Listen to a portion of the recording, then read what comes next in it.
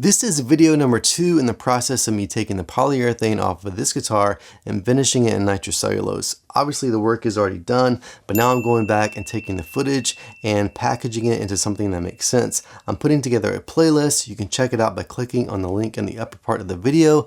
I did a lot of things to the guitar, and if you browse the playlist, you'll be able to see and locate all those. If you're interested in just one particular thing, you can find that. If you want to watch all the videos, then obviously you can do that as well. Quick backstory, the purpose in all this was to take an Epiphone 335 Figured top and a Raspberry T burst and transform it into something like the Gibson Chris Cornell signature model. If you've never heard of that before, here's Greg Koch at Wildwood Guitars to give you a brief background.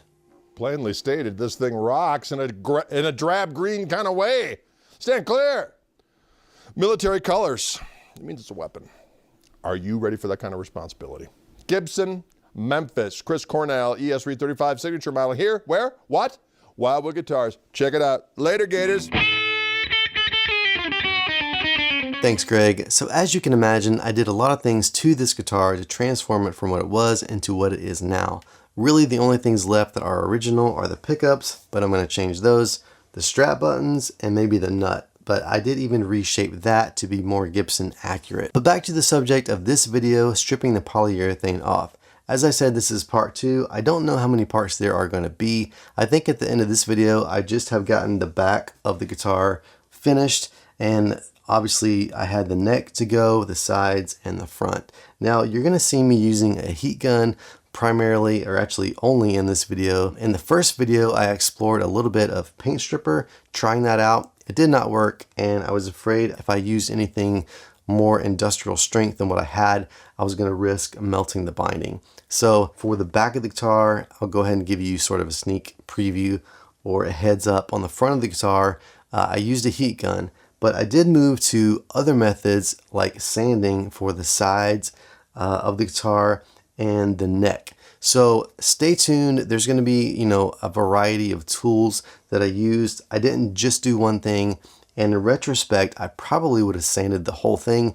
Using a heat gun was effective, but I did have some sort of dings and blemishes and things I had to go back and do some minor repairs on. So yeah, it did work, and I was able to get a lot done in a relatively short amount of time. But going back, if I had to do it again, I probably would use like an orbital sander to do the entire guitar, because I think in general it just gives you more accuracy and control. Okay, I will shut up now. Just wanted to catch you up to speed. Let's move on to part 2. Well, I took a trip to the old faithful dispensary of inexpensive hardware, which is Harbor Freight, spent about $20 and got a variety of tools that should help me in my endeavors. What I got, if it's not obvious enough, some wood chisels. Now, I don't think a wood chisel is the exact appropriate tool for some of this, but I did read, I think, on the Offset Guitar Forum, one of the more helpful things I've read or come across in researching this. Someone took the clear coat off their, I think, Epiphone Casino, and they ended up using a chisel, I think about a 1.25 inches on the sides of the guitar, and they said that was pretty much the best tool for the job. So I got this package. I probably don't need all these, but I can use them in the future, and it was only like $10. So I got a variety of wood chisels. I honestly can say I don't think I've ever used a wood chisel in my entire life. So that could be a learning experience. And then I got these paint scrapers, which I guess is a more appropriate tool for the job. The only thing is the handle is super long. I don't know how good that's going to be for doing fine detailed work. We'll see. This was only like maybe $5 or $6. And then I got this little scraper, which basically is a handle for razor blades.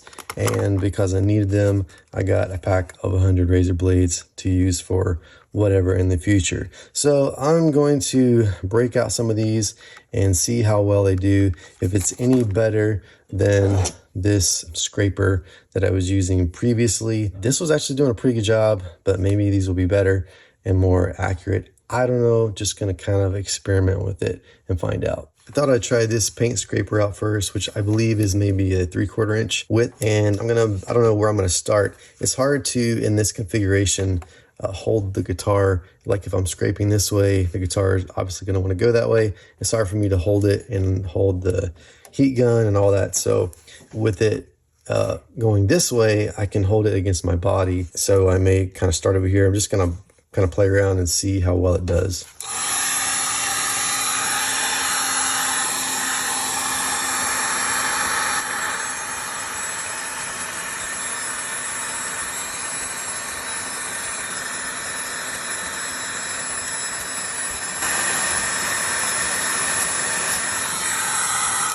I think I'm gonna like this. It's actually pretty nice. Doing a pretty effective job so far.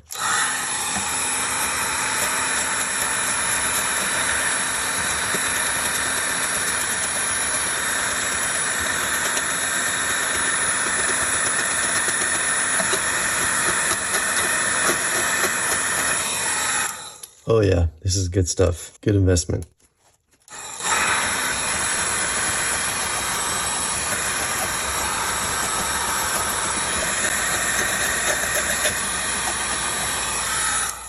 Man, this is good. Wow, I just grabbed the metal part with my hand. Ouch. It is putting some, as with this one, it is putting some, I guess, scratches. This one actually put, I don't want to say divots or gouges, maybe small gouges in some of the areas of the wood, which I think will kind of disappear with a combination of sanding and maybe like some grain filler or sanding sealer. I don't know. I'm gonna have to cross that bridge when I come to it. It's just part of the sacrifice that's gonna have to be made to get all this stuff off of here. It's not gonna be perfect, but this is doing a pretty good job so far.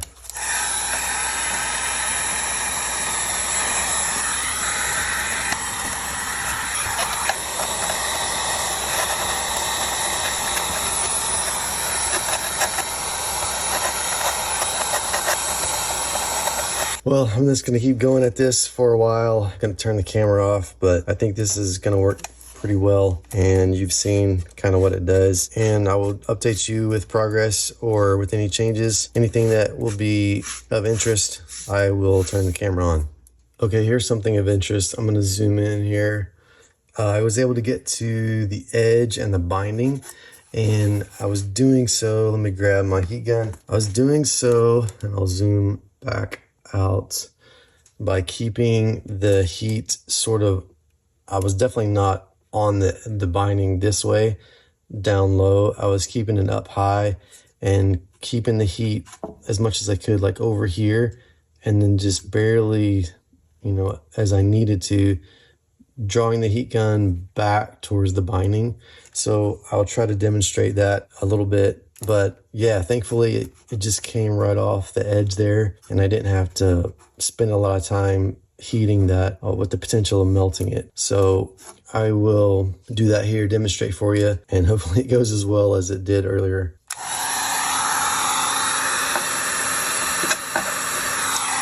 Should probably put my glove back on.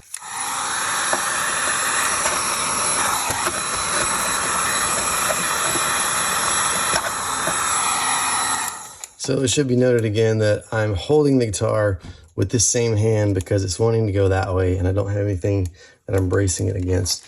So it's a little tricky, but I'm gonna keep going.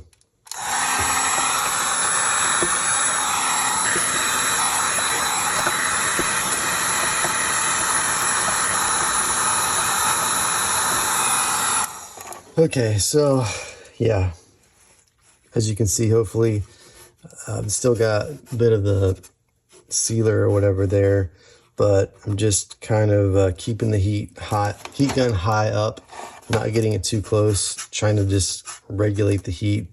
But thankfully this is going better than, I really didn't know what to expect, but I was expecting the worst, and it seems to be going okay. So hopefully that will continue on. And yeah, the hardest part right now is just holding the guitar somehow. I could probably do it on this other side more easily. I don't know really why I migrated to this end, but yeah, just wanted to update you on that piece with getting to the binding.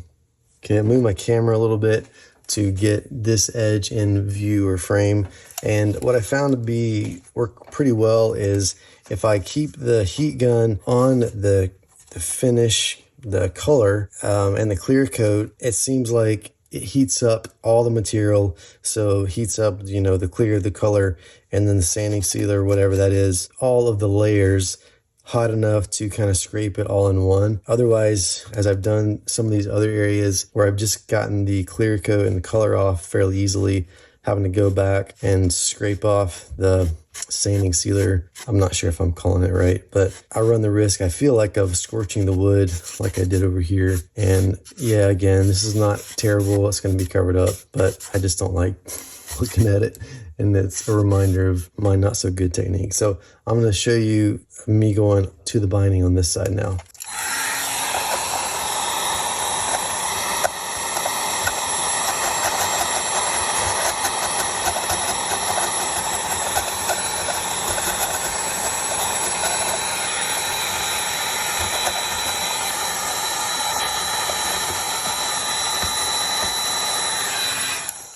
So yeah, thankfully the binding doesn't really feel hot at all. Actually, what I think really helped is when I scraped the binding earlier, I kind of made a separation between the binding and the clear color, all that stuff.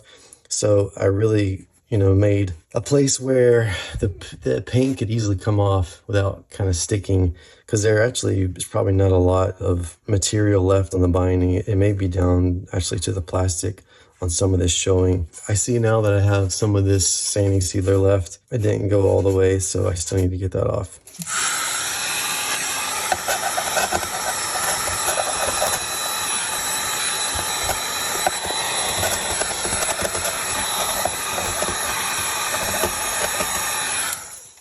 All right, so that's all the way there. Feels a little rough. Hopefully I'm not chipping away any plastic when I'm doing this, but I don't think I am.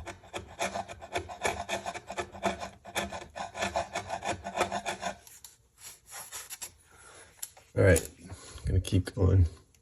All right, a couple of new developments since I had the camera on last. Number one, and probably most importantly, I cleaned up my workspace. It was a freaking mess with all the paint chips everywhere. You could see it on the video there. So I had to clean that up just to have some sanity back. Sorry for the glare on part of the guitar here. It's from my light. Anyway, the other probably more obvious thing is I have this jig here. So let me take the guitar off, get it out of the way, and I'll show you kind of what it is and why I did it. You can probably guess the main reason I did this is for stability. When I had the guitar on the towel I had over here and a pad for the neck to kind of cradle it, it was slipping all over the place. I was able to get a lot of work done, but I just thought this would be better. Something like this would be good to sort of stabilize it and keep it from moving all over the place. Now, this isn't anything special. This is scrap wood that I had laying around the garage. These little pieces in here are just 2x4 scraps. I did measure them and I put some screws in, nothing crazy. I think they're like 2.5-inch screws, so they're pretty long. The other thing is these sort of square cross-section pieces, big long rectangles on the ends here, are just some pieces I had from like a tent, a teepee kind of thing I made for my kids when they were toddlers, long since been disassembled and been sitting in my garage for years. Same with these. These are 3/4-inch dowels. It was a big long rod and I just cut it to length in a couple of pieces. Of course, these holes are 3/4-inch. The only ones I had to actually drill were these. These other ones were existing, just so happened. And of course, I just kind of roughly measured to kind of get I did have the guitar on here. I'll go grab the guitar back and show you kind of how it fits and how it functions. So let me go do that. So the easiest way to sort of get this in and out is to take some of the pegs out. And so if I do this, kind of move it into place.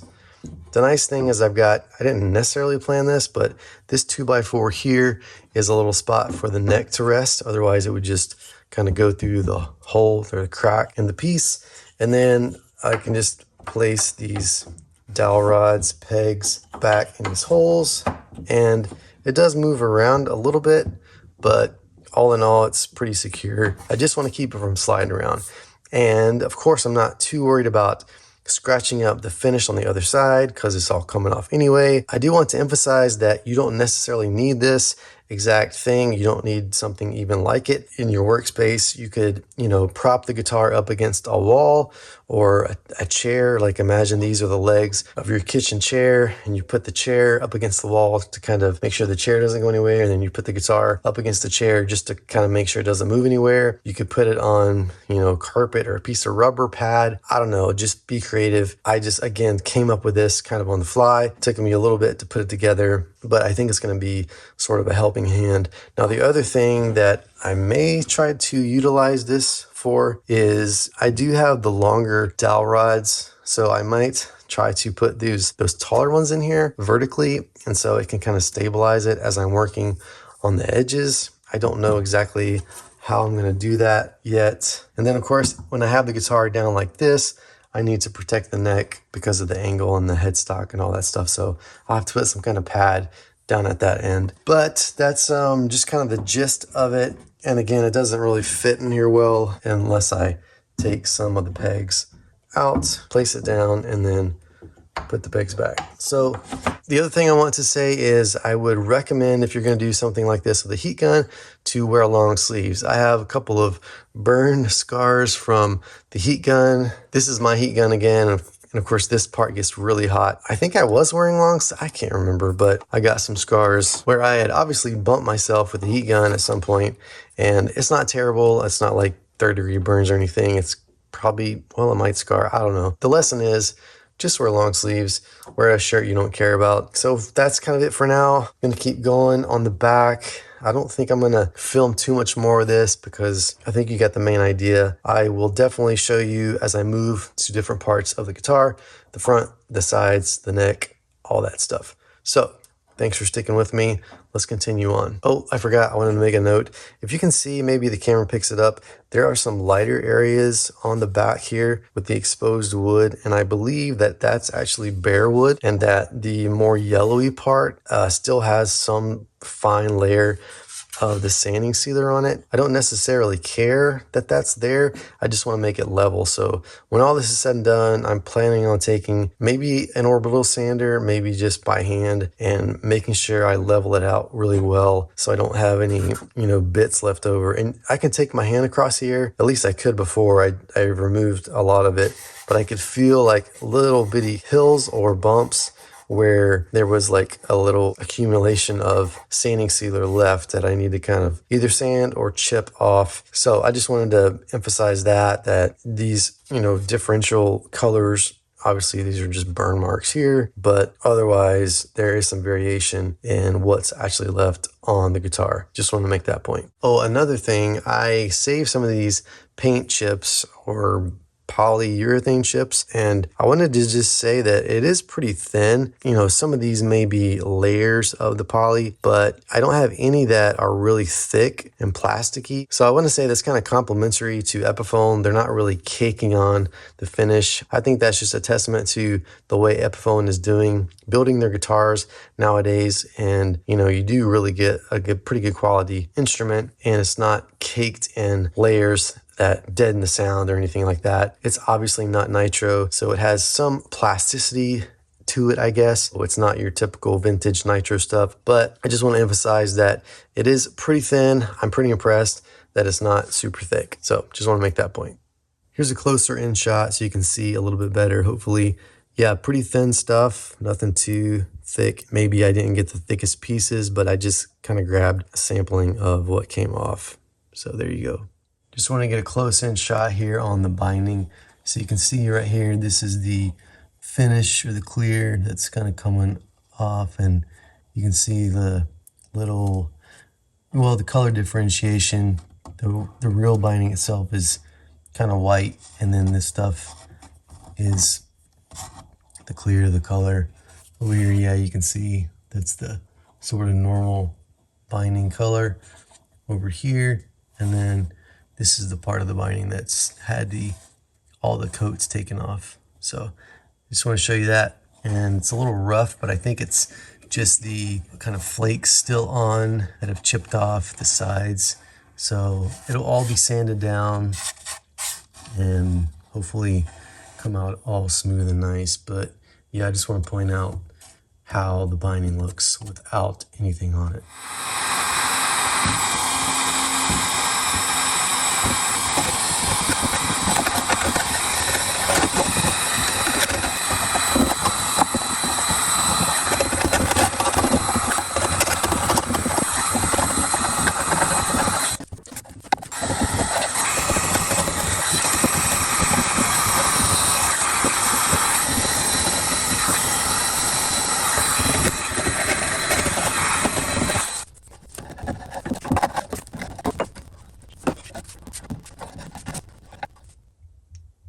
Okay, the back is done. Time to start on the front.